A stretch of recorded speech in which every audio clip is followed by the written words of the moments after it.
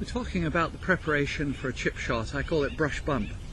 I'm in my usual office, which is my teeing area where I give my golf lessons, but I've actually got a golf hole cut in it with a flag because it's periodically convenient to train chipping without having to wander elsewhere.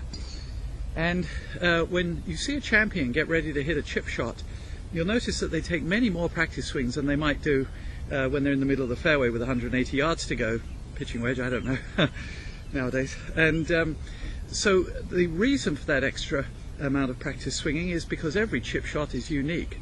The type of grass, thickness, dampness, depth, which way it's leaning, the situation of the soil at the bottom of the grass, all very important to developing the best possible shot. And so when I say brush bump, we formulate the architecture as I've described before by opening the club and twisting the hands and club, what I call no flip chip, and kicking the knees and hands to the left, and then swinging a relatively wrist-free, although there's some naturally occurring wrist action, pendulum-like motion with the shoulders. Brushing both before and after the ball. Well, when you do the practice strokes, you should brush bump. There should be the sound of the brush both before and after the imaginary ball at that point, but also there's this little sense of a bump as the club doesn't gouge into the soil, but certainly locates it. If you can hear that brush bump, you gain information of value, and if you can then replicate that with the real shot, you've done really well.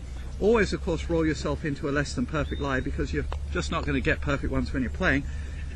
Get ready, take a couple of practice strokes, maybe 4, 5, even 6 champions are known to do, and then go for it. A little long, not bad though. So, when you're practice swinging, listening for the brush bump, imagine that the landing spot is more important to you than the flag. We tend to compute flight to whatever we're looking at, so we tend to go a little too far if we focus our attention on the target. So look at the landing spot that you're planning on and have that figure in your process so that when you do the brush bump, you're looking at the right place. And that'll give you a better chip shot.